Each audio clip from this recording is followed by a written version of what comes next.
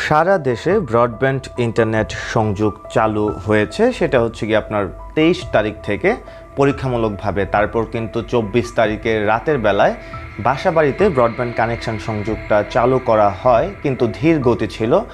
25 তারিখ থেকে অর্থাৎ 25শে জুলাই থেকে সেই ধীর গতি আস্তে আস্তে ফাস্ট হচ্ছে। এখনও হয়তো বা কিছুটা বাকি আছে, কিন্তু সেটা আস্তে আস্তে ফাস্ট হচ্ছে।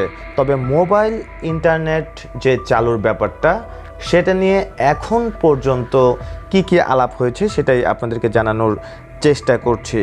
এদিকে বিটিআরসি বলেছে যে ব্রডব্যান্ড ইন্টারনেট চালু হলেও আগের মতো স্পিড খুব একটা নেই, কেননা 5 থেকে 7 দিন যদি কোনো ব্যান্ডউইথ না থাকে তখন কন্টেন্ট ডেলিভারি নেটওয়ার্ক সমৃদ্ধ হতে বা আগের অবস্থায় ফিরতে মিনিমাম 48 ঘন্টা সময় লাগে। তার মানে হয়তো বা আপনারা 26শে জুলাই থেকে অর্থাৎ 26 জুলাই থেকে আপনারা হয়তো বা আগের মতো ফাস্ট ইন্টারনেটটা পাবেন।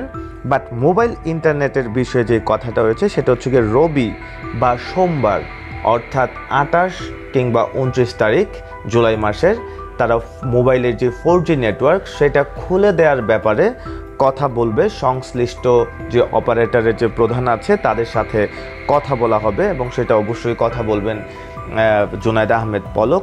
সেই মিটিংটা হওয়ার পরেই কিন্তু ডিসিশন নেওয়া হবে যে কবে থেকে খুলছে মোবাইলের 4G ইন্টারনেট। এদিকে ফেসবুক, টিকটক, হোয়াটসঅ্যাপ, মেসেঞ্জার এই সামাজিক যোগাযোগ মাধ্যমগুলো কবে খোলা হবে, অর্থাৎ মোবাইলে 4G চালু হলেই যে ফেসবুক, টিকটক বা আপনার মেসেঞ্জার, হোয়াটসঅ্যাপ চালু হয়ে যাবে বা ইনস্টাগ্রাম চালু হয়ে যাবে, বিষয়টা কিন্তু এমন না।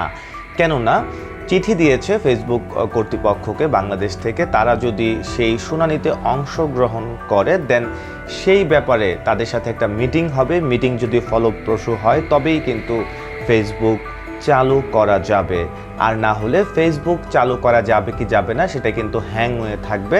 অর্থাৎ পরবর্তীতে জানানো যাবে যে কি পদক্ষেপ নিচ্ছে ফেসবুক খোলার জন্য।